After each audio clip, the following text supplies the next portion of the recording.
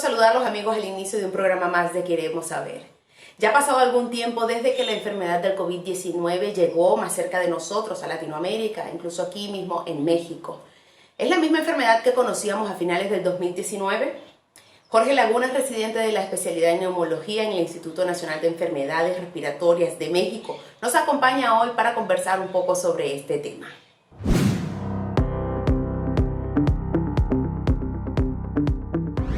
Bueno amigos, aquí ya estamos listos para empezar esta interesante entrevista porque hoy nos acompaña pues un personal médico que está en el ojo del huracán, diríamos nosotros, en toda esta situación de tratamiento del COVID-19. Jorge, bienvenido a Queremos Saber, qué gusto tenerte con nosotros.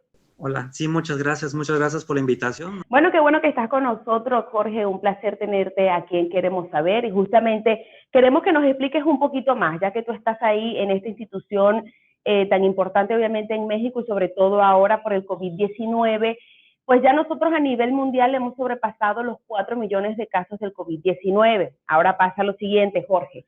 Al principio de la enfermedad, pues nosotros quizás conocíamos muy poco, un concepto muy básico del COVID-19, primero porque lo sentíamos muy lejos, ¿verdad? Está en China, inició por allá, no nos afecta a nosotros, pero ya poco a poco se fue acercando y ahora está pues acá bien cerca, ¿no? En México, incluso aquí mismo en Nuevo León.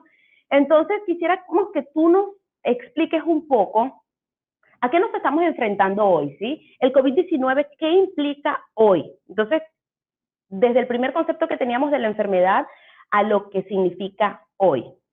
Es un nuevo virus completamente diferente, es muy agresivo hasta cierto modo.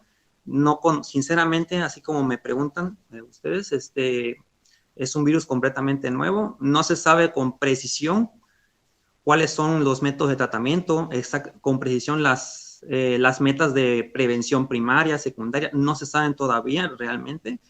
Pero para poder comprender lo que es el virus, lo que hace en el cuerpo, es algo muy interesante.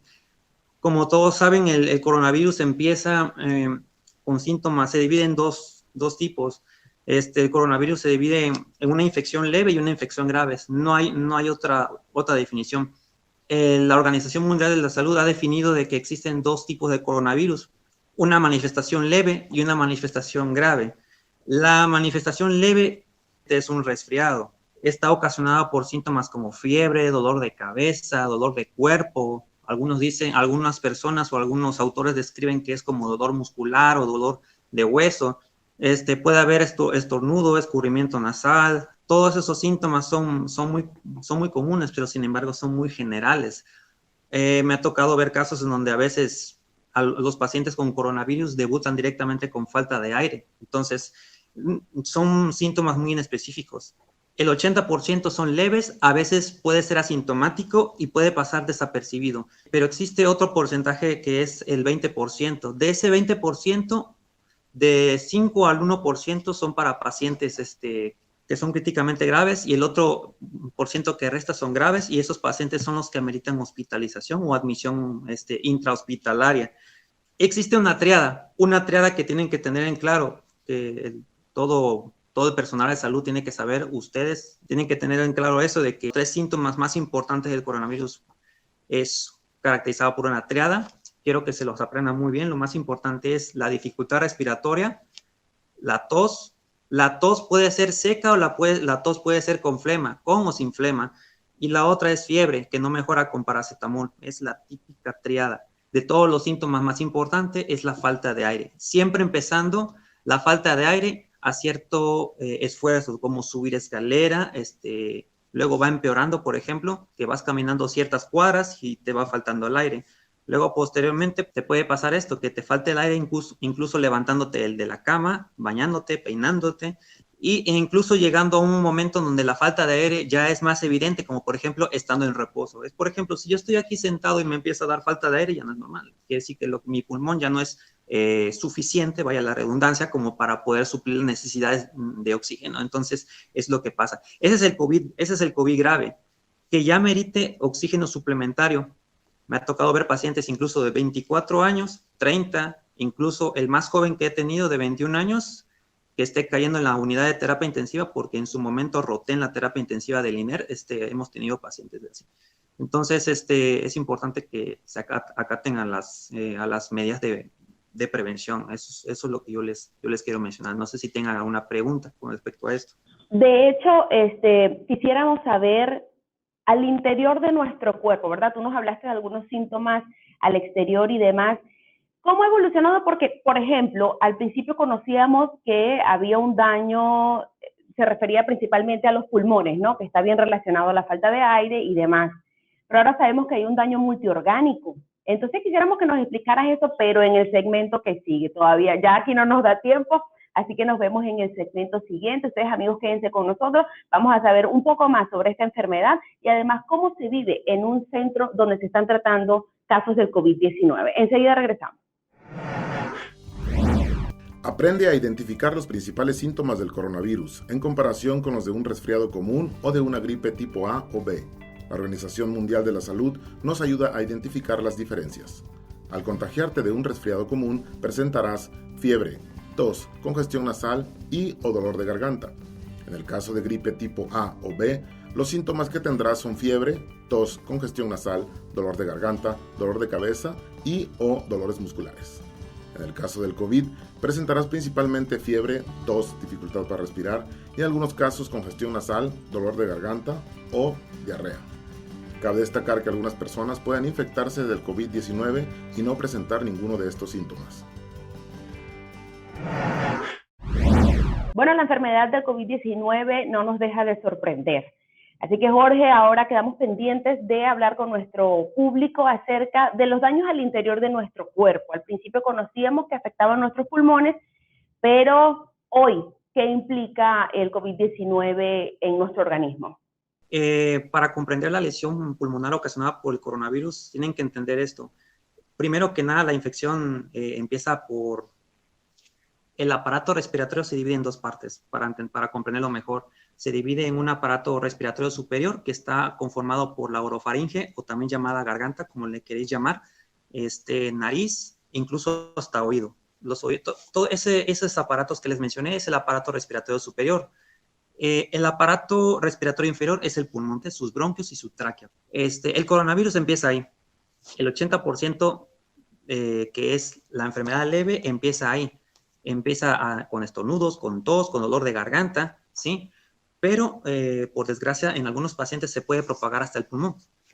Cuando llegan al pulmón, tienen que tener claro de que lo que hace el virus, le encanta replicarse en las células respiratorias, es decir, específicamente en una célula que es muy importante en nuestros pulmones, que se llaman células alveolares. Las células alveolares son las células encargadas del mantenimiento de nuestro pulmón, y no solamente eso, se encargan de producir ciertas sustancias como el surfactante, que sirve para mantener expandidos los pulmones. En general es lo que hace esa sustancia. A lo que voy es de que si, por ejemplo, llega el coronavirus en esa zona, en la parte baja del aparato respiratorio, si bien es cierto, es el pulmón, cuando llega en el pulmón lo que hace es destruye las células, porque lo que hace el virus, eso es lo que hace un virus, cualquier virus, llámese influenza, ya coxsackie-virus, rinovirus, etcétera. El coronavirus tiene una habilidad impresionante, créanme, impresionante para multiplicarse en células. Entonces, llega el virus, se multiplica, hace destrucción celular a nivel de parénquima pulmonar, destruye el tejido sano, destruye las células alveolares, destruye las unidades donde existe el intercambio gaseoso, donde el cuerpo hace una de las funciones, como ustedes saben, las funciones importantes del pulmón es el intercambio gaseoso. Metemos oxígeno y eliminamos el dióxido de carbono durante la expiración. Eso es lo que pasa prácticamente. Cuando las células de los pulmones son destruidas, es decir, las células alveolares, se activa la cascada de inflamación. Eso pasa en cualquiera. Tuviste un trauma o tuviste una infección, todo lo que tenga que ver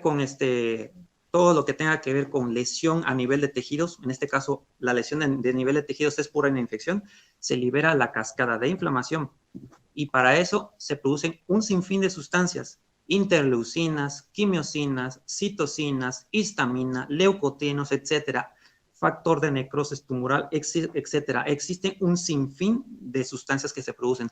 Las sustancias que se producen es un mecanismo de defensa, es normal, es completamente normal.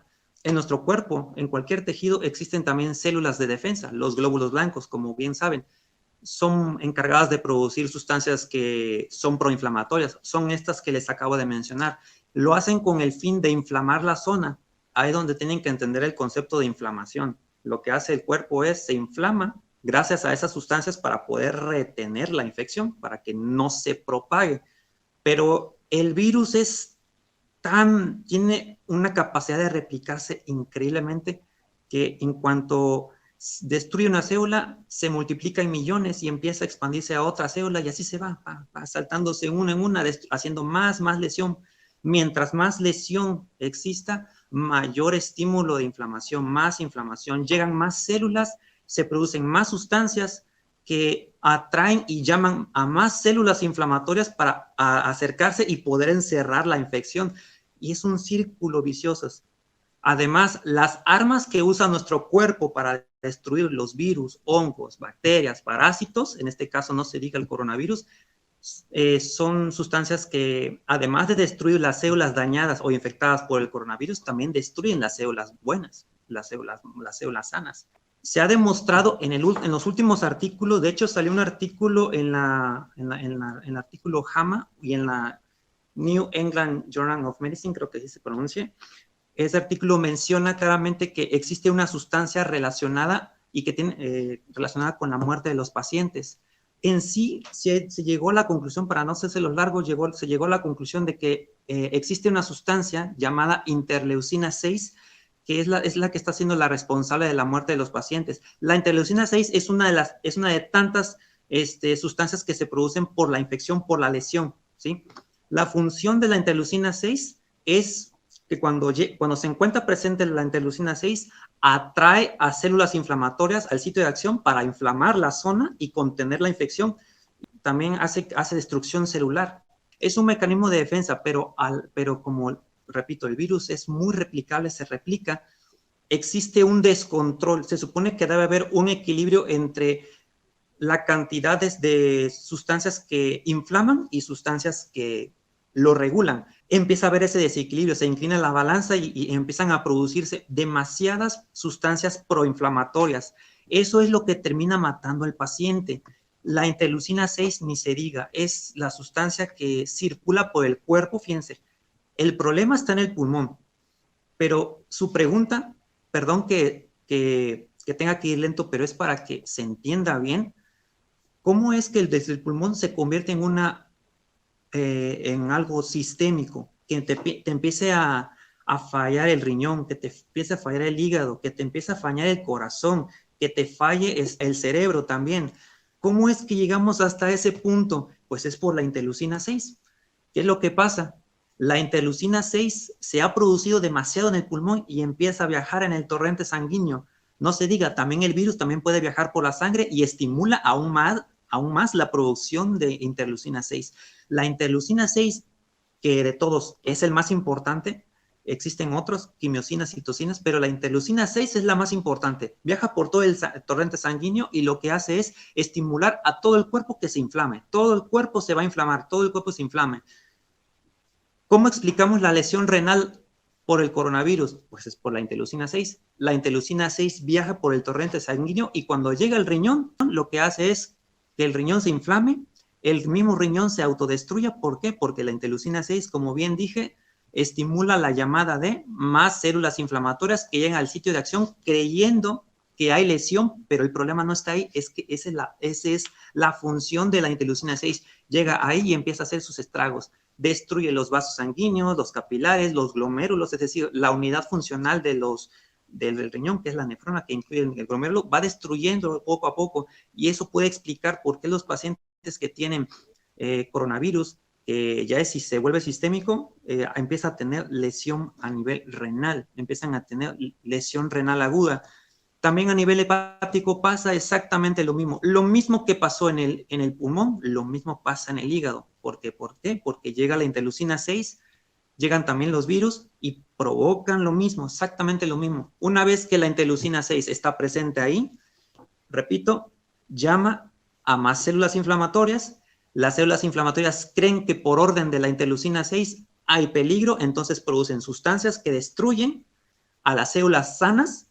Y no solo eso, también al destruir las células sanas, producen mayor estimulación, o sea, se activa aún más la cascada inflamatoria y eso hace que atraiga aún más células inflamatorias y estas células inflamatorias produzcan más sustancias que destruyen a las células buenas. Esto es así es como la explicación que tenemos. Sí, totalmente, no, Jorge, me dejaste aquí, mira, hasta sin palabras. Evidentemente no es lo mismo que nosotros conocíamos al principio de la enfermedad.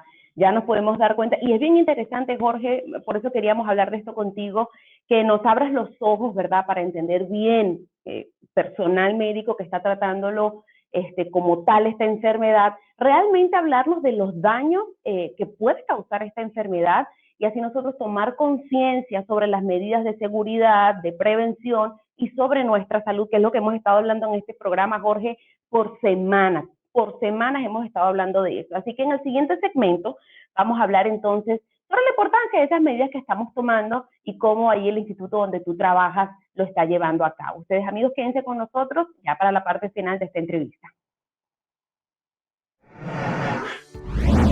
Enfrentemos el COVID-19 también con una deliciosa sopa antiviral. Esta es de lentejas. Le vamos a poner lentejas, que es proteína vegetal, que tu cuerpo va a poder asimilar mejor los nutrientes y tu sistema inmunológico va a estar en mejor condición de respuesta inmunitaria frente a los virus. Le vamos a poner quinoa, que es proteína vegetal también, y le ponemos arroz, ya sea salvaje o integral, y esto va a permitir que los nutrientes puedas tú aprovecharlos muchísimo más. Le ponemos ajo y le ponemos cebolla para que pueda tener un sabor más delicioso. Sí o no, cuando estás sofriendo ajito y cebolla, esto empieza a oler bastante bien la casa, específicamente porque tiene alicina. La alicina va a ayudar para que tu sistema inmunológico pueda estar mucho más fuerte. A esta también le ponemos tomate picadito y decimos, bueno, va a perder ahí la vitamina C, ¿cómo es que me va a ayudar para la respuesta inmunológica? Fíjate que cuando cocemos el tomate o lo sofreímos un poquito, este cambia de color, es decir, se hace mucho más rojo y al ponerse más rojo se incrementa su actividad antioxidante que se llama licopeno, así que lo necesitamos aquí cocidito para que tu cuerpo pueda estar mucho más sano. Le vamos a poner comino. El comino le va a ayudar a que tenga un sabor tan delicioso y además va a ayudar para que la producción de gases sea muchísimo mejor. Le ponemos levadura nutricional, aumentando su contenido en complejo B, la cual ayuda para que tu sistema inmunológico pueda estar mucho más fuerte. Y por supuesto no le debe de faltar el romero. El romero, definitivamente que a lo mejor no le habías puesto nunca romero a tu sopa, pero por eso te quiero compartir o te estoy diciendo esta receta que tiene el romero. Tiene pineol y es depurativo específicamente del hígado. Cuando tenemos un hígado limpio vamos a estar en mejor condición de poder enfrentar los virus. Y por último le vamos a poner cilantro, el cual va a aumentar definitivamente tu sistema de respuesta inmunológica. Así que espero que disfrutes muchísimo esta receta y la compartas con toda tu familia. Lamentablemente estamos llegando al final de esta entrevista que nos ha concedido Jorge en su corto tiempo, porque están allá bien ocupados tratando la enfermedad del COVID-19. Pero Jorge, cuéntanos entonces allí en el instituto donde tú estás trabajando, ¿cómo han estado trabajando desde que llegó el COVID-19? Porque nos cambió a todos. ¿Cómo cambió? ¿Cómo lo han estado tratando ustedes? ¿Qué medidas han tomado ahí donde tú trabajas ahora? Para ser honestos, esto fue lo que me ocurrió. No sé si escucharon en las noticias de que el primer caso de coronavirus que llegó en el INER, y por ende se cree que fue el primero a nivel nacional, es el primer paciente con COVID que yo atendí realmente, fue el primerito que atendí. De hecho, me tocó recibirlo. Recuerdo que estaba en el área de triage, es el consultorio donde nos encargamos de recibir al paciente y en base a sus signos y síntomas decidimos si lo tratamos en su casa o que amerite hospitalización. Entonces, yo recuerdo muy bien que el paciente llegó al INER, dijo, no, yo vengo de Italia y pues me siento así y pues creo que tengo coronavirus. Le hice un par de preguntas y todo era positivo como lo decían los algoritmos que nos habían implementado. Le dije al jefe de servicio de urgencias, porque en aquel entonces yo estaba en urgencias respiratorias, le dije a mi jefe de servicio, doctor, ¿sabe qué? Creo que ya tenemos el primer paciente. Y dije, bueno, vamos a hacerlo. Ok, encendamos la alarma. Entre el temor y la preocupación que tenía, porque pues era el primer paciente, ese paciente se mandaron las muestras al instituto ahí mismo y salió positivo. Todos se alarmaron, me acuerdo muy bien, y recuerdo que se mandaron unas muestras para confirmar. Yo recuerdo que todo eso pasó a las 7 de la noche. No sé si recuerdan de que cuando salieron las noticias, así rapidito salieron noticias, el primer caso se va a hacer confirmatorio y oficial cuando manden las muestras a un instituto que se llama Lindre. No sé si lo han escuchado, el Lindre. Para no hacérselos largo en este sentido, salió positivo y ahí es donde tuvimos nuestro paciente de COVID. Si tenías que entrar a una área donde están los pacientes con COVID, como todos saben, todos los médicos siempre vamos con quirúrgico, una vestimenta especial. Está prohibido que vayamos con vestimenta formal y con corbata y con bata, está prohibido, no podemos entrar así. Tenemos que ir con vestimenta ligera, o sea, un quirúrgico o pitufo. Cuando vamos a ver un paciente con COVID, nos ponemos un quirúrgico desechable.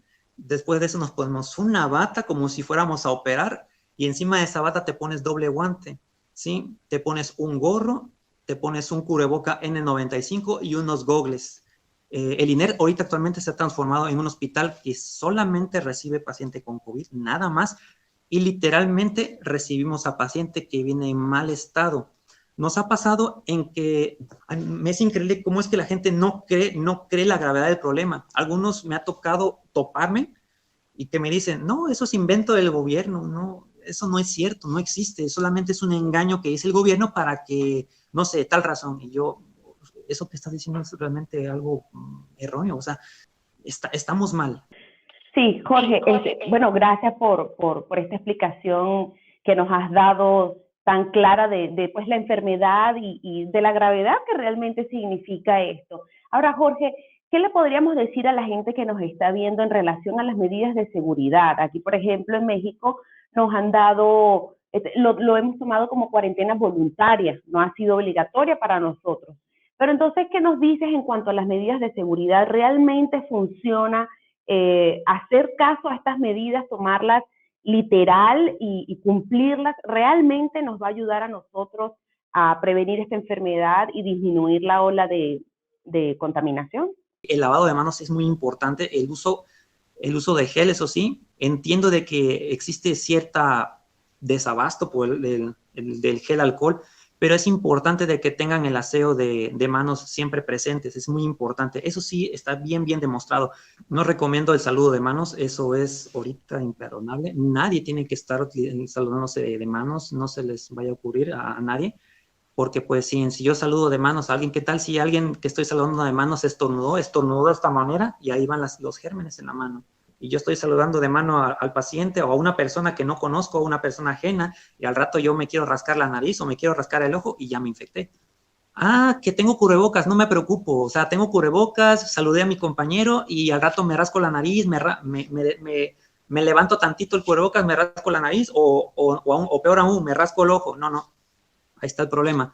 En relación a lo de la sana distancia también es importante, pero tampoco no es por alarmar a nadie, pero está demostrado de que cada vez que al toser o estornudar, la distancia en que dispara las microgotas, ¿sí? Las microgotas tienen una distancia aproximada de 50 o si no 80 metros de distancia.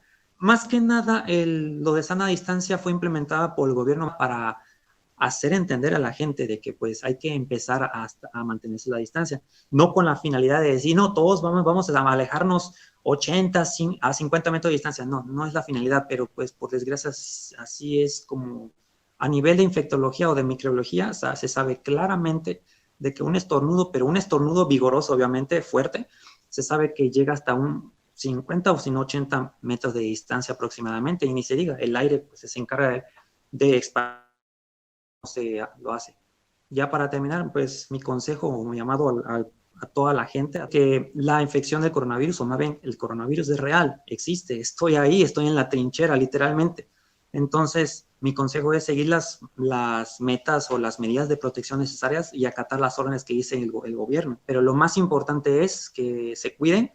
Jorge, estamos muy agradecidos por que hayas compartido con nosotros esta entrevista y por supuesto nos vamos con el mensaje de aplicar nuestras medidas de seguridad, hacer conciencia sobre esta enfermedad y cuidarnos día a día. Jorge, muchas gracias por habernos acompañado, por estar aquí en Queremos Saber.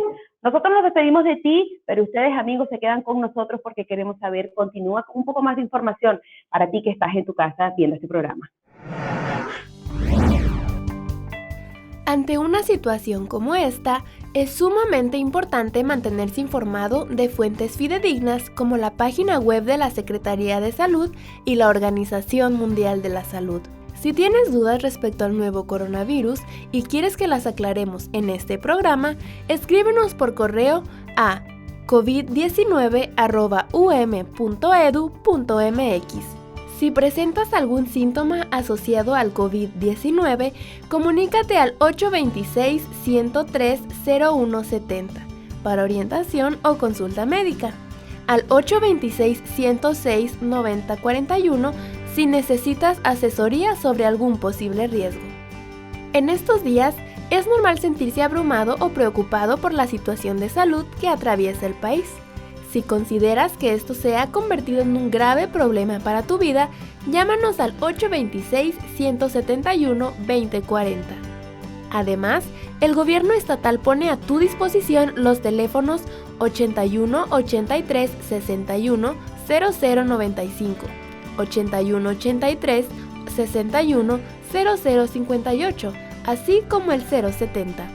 Y el gobierno federal pone a tu disposición el 800-00-44-800, en el cual serás atendido por personal capacitado de la Secretaría de Salud.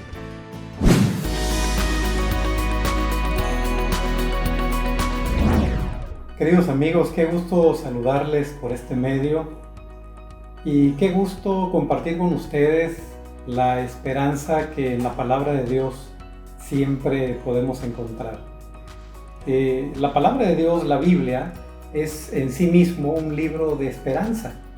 Todo el mensaje de la Biblia, desde el Antiguo hasta el Nuevo Testamento, pasando por cada uno de los libros, cada una de las secciones, los relatos, los preceptos, todo es un mensaje, un compendio de esperanza. Y yo quiero compartir nada más una reflexión basada en un par de salmos. Son salmos hermanos, son salmos que probablemente son parte del mismo escrito.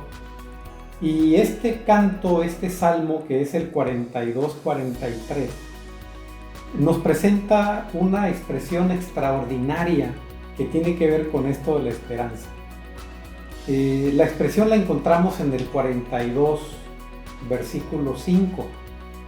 Estoy leyendo en la versión Dios habla hoy y el texto dice así: ¿por qué voy a desanimarme? ¿Por qué voy a estar preocupado? Mi esperanza he puesto en Dios, a quien todavía seguiré alabando. Él es mi Dios y Salvador. Pero quiero decirles que cuando en la Biblia hay un concepto, hay una idea, hay una frase que se repite, eso le da una intensidad en su significado, eso enfatiza el valor que tiene ese mensaje. Y este versículo 5 que acabo de leer del Salmo 42, también lo encontramos en el mismo capítulo 42, en el mismo Salmo 42, en el versículo 11. La expresión ahí dice así: ¿por qué voy a desanimarme? ¿Por qué voy a estar preocupado? Mi esperanza he puesto en Dios, a quien todavía seguiré alabando. Él es mi Dios y Salvador. Pero por si esto pareciera poco, quiero mencionar que el Salmo 43, que es el salmo que está enseguida, y por eso decimos que puede ser parte de una misma composición poética, parte del mismo canto, el 43.5 dice así: ¿por qué voy a desanimarme? ¿Por qué voy a estar preocupado? Mi esperanza he puesto en Dios, a quien todavía seguiré alabando. Él es mi Dios y Salvador.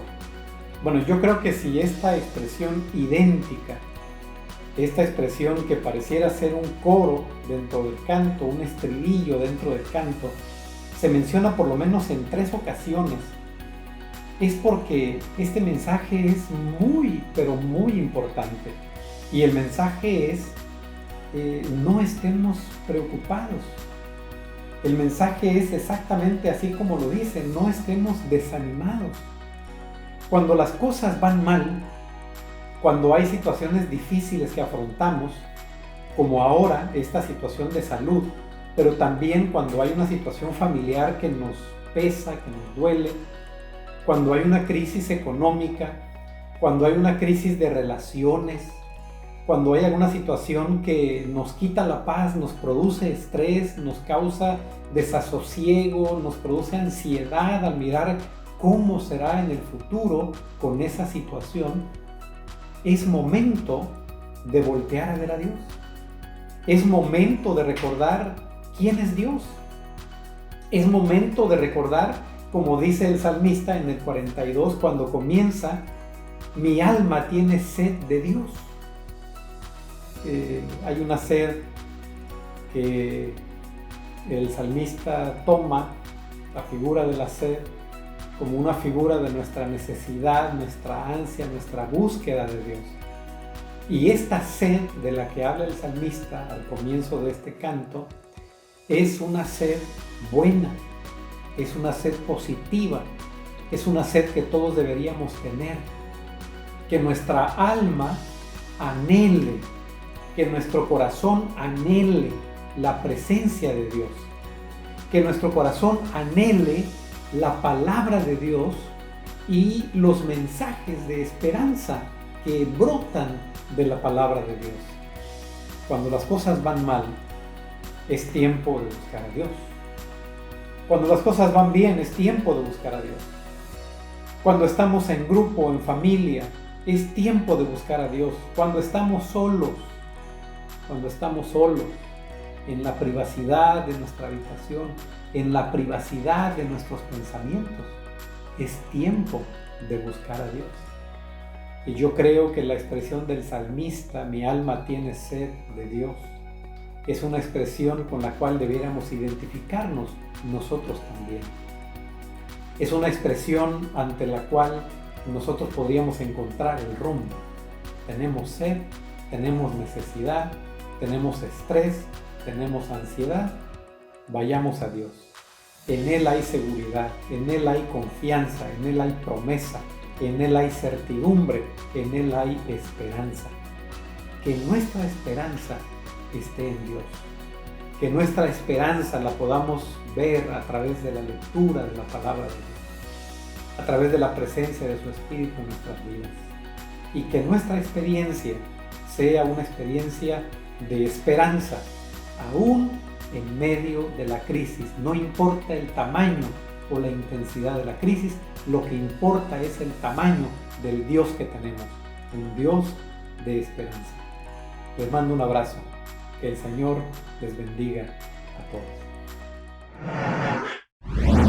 Amigos, gracias por haberse quedado hasta el final de este capítulo con nosotros. Esperamos que haya sido de provecho para cada uno de ustedes. Y si fue así, te animo a que lo compartas con alguien más.